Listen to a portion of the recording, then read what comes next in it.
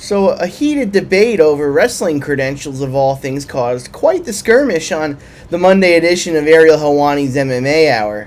Plus, it was a pretty good day overall to be a fan of Bellator MMA. And might we have some insight into who Jake Paul's next boxing opponent might be? Spoiler alert, he's got the MMA world in his crosshairs once again. What is up, guys, and welcome into another edition of MMA Newswired, where I take you through the latest news and spin in the world of mixed martial arts.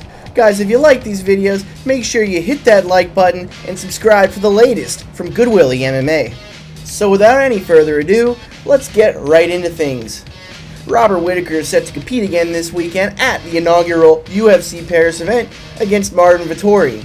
But this week, he told Submission Radio that regardless of the outcome of this weekend's fight, he could be eyeing a move up to 205 pounds. "I'm definitely thinking about going up to light heavyweight," Whittaker said. "I've been thinking about it a lot just because I like the idea. I've been thinking about 205 for a fair bit. The problem is I wouldn't go to 205 to come back down to 185 just because I don't want to go into 205 as a fat 185er. You see a lot of guys try that and they just get starched and then they come back down and it doesn't make any sense. So when I moved up to 185 the first time, there was no way, I would never come back down to 170. Could never. You gotta put on muscle, gotta train at that weight, gotta do all the bits and bobs and then and there.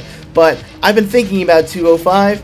I think it would be a more natural weight for me personally, but the height disadvantage is annoying. I don't know if I want to deal with that."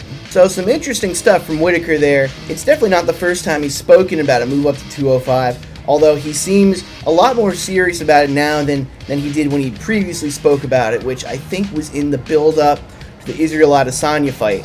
Nevertheless, this was a fighter that saw tremendous growth and improvement with switching weight classes, moving up to 185 like he did. I remember Whittaker competed at 170, and I remember watching him fight Court McGee, and I wasn't all that impressed. I thought this is an average fighter, a good fighter for Tough Smashes, the show he came off of.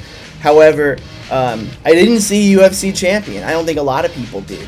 But he proved everybody wrong, and he turned into one of the most technically sound fighters in the world. Can Whittaker replicate the same level of success with another move up, this time to 205? It's tough to say. Nobody's really had the career progression that he's had. But at the same time, who are we to doubt him? He's like I said, he's one of the most technically sound fighters in the world. He's a treat to watch every time he steps into the octagon. He did joke in the interview about having to deal with all the tall guys at 205, so that would definitely present an obstacle, but I think it would be fun to see. Although I do think he gets it done against Marvin this weekend. On Monday, it was revealed that Bellator 288 would be headlined by the much-anticipated light heavyweight championship rematch between Vadim Nemkov and Corey Anderson. Bellator 288 scheduled to go down, by the way, at the Wintrust Arena in Chicago, Illinois. The show will also feature a lightweight championship co-headliner between current champion Patricky Fieri and challenger Usman Nurmagomedov. If you recall, the light heavyweight championship booking is actually a rematch of the Bellator Light Heavyweight World Grand Prix, where Nemkov and Anderson's fight got cut short due to an accidental headbutt that rendered Nemkov unable to continue. And up to that point, momentum would have figured to have favored Corey Anderson, who looked to be cruising to a 5-round decision victory, netting him what would have been his first major title. That was not to be, however, and instead we'll see the rematch on November 18th. As far as which way the rematch could go, look, every fight's different. Anderson looked to be in control of the first fight until the headbutt, but that being said, maybe he caught Nemkov on his worst possible day. And if that's the case, maybe Nemkov brings something different to the table in the second fight. And maybe we haven't even seen the best of Corey Anderson. There are a lot of variables going into that fight. Personally, I think it should be lined as a pick'em. Two very evenly matched fighters. Anderson seemed to have the cardio advantage in the first fight, but like I said, every fight's different, and maybe he caught Nemkov on his worst day. So it's tough to say whether or not that advantage will carry over into the second fight, but it's totally possible. And if that were the case, if we could guarantee that, I would say Anderson should be favored in the rematch. But again, you never know. And I'm expecting a good competitive fight either way. As for Pitbull versus Usman, it should be Usman or Magomedov's fight all day. Patricky Freire, Patricky Pitbull is considered to be the lesser of the two Pitbull brothers. Obviously a great story that he was able to pull out the lightweight title at this point in his career. But that being said, Usman and Umar both are very likely champions to me at the highest level of this sport. Umar, obviously in the UFC, working his way up the bantamweight rankings. Right now, he's in that mishmash of guys just outside the top 15. But I always say that the bantamweight weight class in the UFC, there might as well be two top 15s because that's how deep it is. And then you got Usman and Bellator making waves the way that he has, just looking absolutely dominant. And the thing I really like about those guys is they bring a different striking element to the table that could be just, you know, whether he lacked the athleticism to do it or what, he just didn't have that. But that added striking element, the spinning attacks, the unpredictability, is going to really aid these guys and give them long, healthy careers, likely championship careers. And I think that starts with Usman at Bellator 288. Now, sticking with the Bellator MMA theme for just a moment, we did get a bit of a physical confrontation on the Monday edition of the MMA Hour when Danny Sabatello came face-to-face with his Bantamweight Grand Prix rival and current interim Bellator Bantamweight champion, Raufeon Stots. The two went at it for over 35 minutes, trading different barbs and insults with one another, and honestly, there's really not much I can say that would do it justice. You'll just have to go over to the MMA Hour YouTube channel and check it out for yourselves. But out of all the things that were said, the one thing that happened to set Sabatello off was when Stots called himself the superior wrestler of the two. At that point, Sabatello sprung to his feet, looking to put his wrestling credentials to the test against Stots, albeit in a more real-life setting. And Helwani actually had to step in and be the mediator. He had to play Dana White or Dave Schaller in that classic clip of the DC John Jones stare down. I wonder if the Helwani boxing helped him with that at all. Either way, Bellator 289 may not be coming till December, but the Sabatello-Stots fight should be fresh on everybody's minds. And remember, we'll also be getting the other Bantamweight Grand Prix semifinal matchup between Patchy Mix and Magomedov. Our next bit of news for the day takes us out to Russia, where, if you recall, Zabit Magomedsharipov, the former UFC featherweight, recently made the decision to retire from mixed martial arts at the age of 31. And while the prevailing thought amongst fans was that Zabit made that decision out of health concerns, it wasn't necessarily the case if you were to ask him. Zabit actually blames the decision to retire on the UFC taking away his passion for fighting, saying, quote, "The main reason was that I was not able to fight. They didn't give me a title shot," Zabit said. "They promised me one thing and did another. That was a little bit... They promised me and didn't keep a promise. That was the reason why I got mad." So, if we're to take Zabit at his word, his decision to retire had less to do with wanting to pursue a new career, less to do with the mounting injuries he's accumulated, and more to do with him having his feelings hurt by the UFC promising him a title shot, allegedly. I can't lie to you guys when I tell you this irritates me a little bit because we were all witnesses. We were all there. Nobody pegged Zabit Magomedsharipov as the next guy in line to fight for the 145-pound belt. The prevailing wisdom was that he was one fight away. And if you recall, they tried to book that fight with Yair Rodriguez several times, but between the pandemic happening, Rodriguez's suspension with USADA, they were just never able to get that fight done. And then we just never saw Zabit again, and people presumed injuries. But I guess at the end of the day, he just kind of lost his competitive mojo. Whether the UFC took that out of him, although I don't know if I buy the UFC offering him a title shot.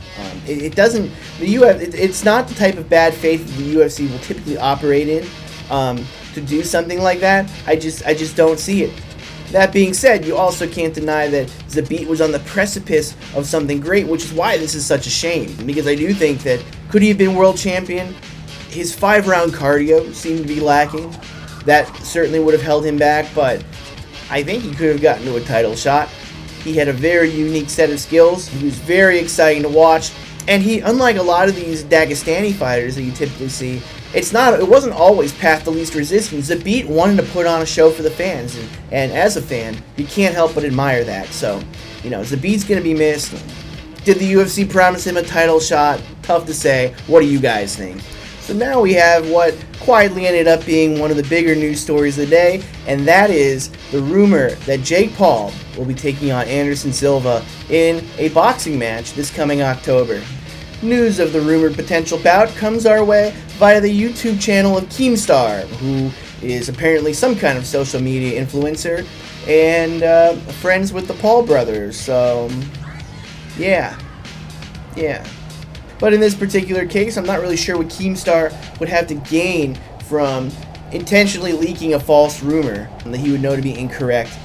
This definitely seems to be a situation where there's a lot of smoke around this potential bout. It's been rumored for several months. Were they in talks? Were they not in talks? I can't tell you that. But what I do know is that Anderson Silva just recently turned 47.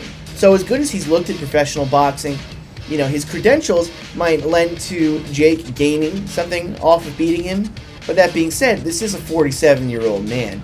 It's tough to see him beating someone like Jake Paul, who is on the rise as a boxer. You know, say what you want about him, but the boxing skills are very legit, and he continues to be improving. As crazy as it may sound, this might be Jake Paul's calling in life. And if that is the case, he should dispose of a 47-year-old version of Anderson Silva. So I think the thought from Jake here is that, sure, Anderson's not a professional boxer, but he does have boxing experience. He is a legitimate striker. He is an MMA legend, but he is 47 and probably in his most beatable form if I were to fight him right now. And I know Jake also talked about potentially fighting Anderson following his fight with Tommy Fury, following his fight with Hasim Rahman. Of course, none of those bouts materialized, so here we are, and it looks like we're going to get Jake Paul versus Anderson Silva in October. Now, our last shot of news for the day comes to us from Chael Sonnen's YouTube channel. Uncle Chael spoke about his appearance on the MMA Hour last week, where Ariel Helwani told him to be on the lookout for Jon Jones fighting this December. Now, whether Jones will be fighting current heavyweight champion Francis Ngannou or former heavyweight champion Stipe Miocic would depend entirely on the health of the champion. And I know Chael does have his sources, so according to him, Ngannou is currently walking around at about 300 pounds, which would seem to indicate that he's not in the gym training, which would seem to indicate that he's not healthy enough to train, which would seem to indicate that we'll be getting Jones versus Miocic this December. Now, whether that ends up being the case remains to be seen. You know, I remember the UFC seemed to be far apart with Jones in contract negotiations for his move up to heavyweight. Jones wanting substantially more money, I think equating it even to hazard pay. Regardless of how you feel about that, money is always going to be in the way of getting Jon Jones back into the cage sooner than later. That being said, enough is enough. No more excuses. Jones has to get back in the cage. People are starting to forget about him. People are starting to forget the greatness and dominance that comes from Jon Jones. You can question the decision-making outside the cage, question his character, I certainly do. But as far as Jon Jones, the fighter, is concerned, this is a top 2 guy all time. And the only thing that's keeping him from being the undisputed greatest fighter of all time is that second title in another weight division. And people have spoken about the eventual Jon Jones move to heavyweight since he became the champion of the 205-pound weight class. I think people just look at his brothers Arthur and Chandler and equate him to that and think, well, look how big those guys are. Imagine how big Jon Jones could get if he applied himself in the gym to being more of a 265-pound fighter. How big could he get? And what would he look like at heavyweight anyway? I mean, the thought has been, can he combine the attention to detail, the physical gifts, the tools, the diversity of skill set that Jon Jones brings to the cage at 205 pounds, and do it in the frame of a heavyweight that brings this hulking presence and physicality to the table? It's fascinating to think about. People have been thinking about it for years, and I'm happy to say we might be getting heavyweight Jon Jones before the end of 2022. So what are your thoughts on all this? Do you think we see Jon Jones back in the cage before the end of the year? And how well do you think Anderson Silva matches up against Jake Paul? And what level of excitement are you guys feeling about the Bellator events we'll be getting before the end of the year? Guys, thank you so much for watching once again. From the bottom of my heart, support means everything. If you happen to like what you saw, be sure to subscribe to the channel and hit the like button, comment, and share this video around. I'll see you in the next one.